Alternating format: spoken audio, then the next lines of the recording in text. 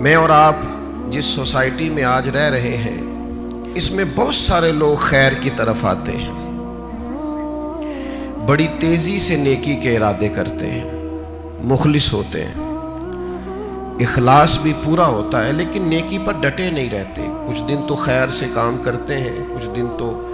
جد و جہد کرتے ہیں، لیکن جتنی تیزی سے وہ آتے ہیں اتنی تیزی سے واپس جاتے ہوئے بھی دکھائی دیتے ہیں۔ کچھ دن تو ایسا ہوتا ہے کہ 5 نمازوں کے ساتھ تہجد بھی شروع ہو جاتی ہے، تلاوت قرآن مجید، ذکر، اذکار، درود و سلام، اور اگر طریقت سے وابستہ ہیں تو شیخ کے بتائے ہوئے اسباق، مراقبہ، ذکر، فکر، ساری چیزیں ہو رہی ہوتی ہیں، لیکن چند دنوں کے بعد محسوس ہوتا ہے کہ جیسے وہ اس رستے سے ہٹتے جا رہے ہیں اور کمزوری دکھاتے جا رہے ہیں۔ امام حسین رضی اللہ تعالیٰ عنہ کی زندگی سے ہم نے جو چیزیں سیکھنی ہیں ان میں سے ایک سبق یہ لینا ہے کہ انسان ڈٹ کے دین پر کیسے کھڑا ہو سکتا ہے۔ آپ یقین کیجئے بہت سارے لوگ ایسے ہیں جو مخلص ہیں، چاہتے ہیں میں دین پر عمل کروں، لیکن صرف اپنی برادری کا مقابلہ ہی نہیں کر پاتے، اپنے دوستوں کے بیچ ہی سٹینڈ نہیں لے پاتے، اپنے گھر کے اندر ہی انہیں کھڑا نہیں ہونا آتا،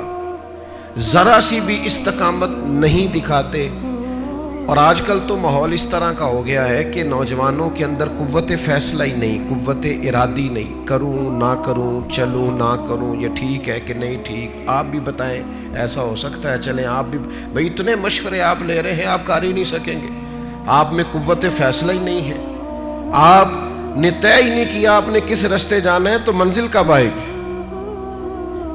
99 لوگوں نے کہہ دیا ہے کپڑے تجھے اچھے لگ رہے ہیں، صرف ایک نے کہا ہے کہ ذرا سینے والے نے ٹھیک نہیں سیا، تو آپ پریشان ہو گئے۔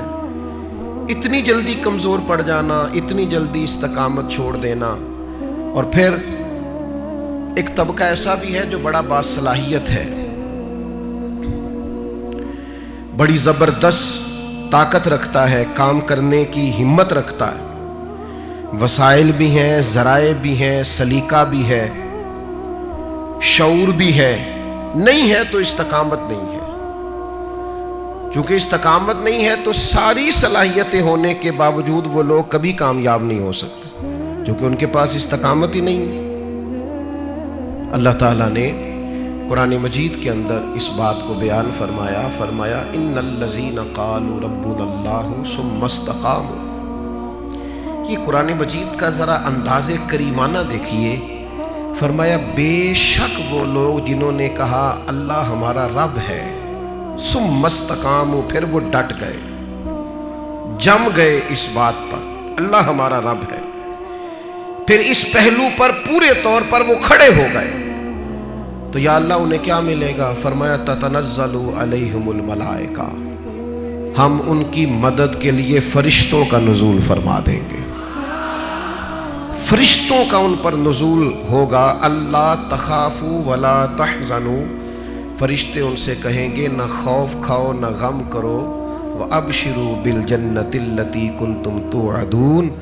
اور اس جنت پر خوش ہو جاؤ جس کا وعدہ تم سے تمہارے رب نے فرمایا ہے۔ ان الذین قالوا ربنا اللہ ثم استقاموا، جنہوں نے یہ کہا اللہ ہمارا رب ہے اور پھر اس بات پر وہ ڈٹ گئے، جم گئے، ٹھہر گئے، استقامت دکھائی، کھڑے ہو گئے۔ یہ نہیں فرمایا کہ فرشتے آئے تو وہ ڈٹ گئے، قرآن مجید کی ترتیب یاد رکھیے، فرمایا پہلے وہ ڈٹے، ثم استقاموا، پہلے وہ ڈٹے، جب وہ ڈٹ گئے تتنزل علیہم الملائکہ، پھر اللہ نے ان کی مدد کے لیے فرشتے بھی نازل فرما دیے۔ پہلے تمہیں ڈٹنا ہے، فرشتے بعد میں آئیں گے، تمہیں ایک دفعہ ڈٹ کے دکھانا ہے کہ ہم ڈٹ گئے، ہم کھڑے ہو گئے، پھر فرشتے آئیں۔ ویسے تو علماء تفسیر اکثر نے یہی لکھا ہے کہ یہ جو فرشتے آتے ہیں نا مومنوں کے پاس، یہ موت کے وقت آتے ہیں، اور یہ بھی بڑی نعمت ہے کہ موت کے وقت فرشتہ آ جائے اللہ کی مدد لے کر۔ یہ فرشتے قبر میں آتے ہیں، یہ فرشتے میدان محشر میں آئیں گے، یہ مومن کے پاس آتے ہیں، خوشخبری سنانے آتے ہیں فرشتے،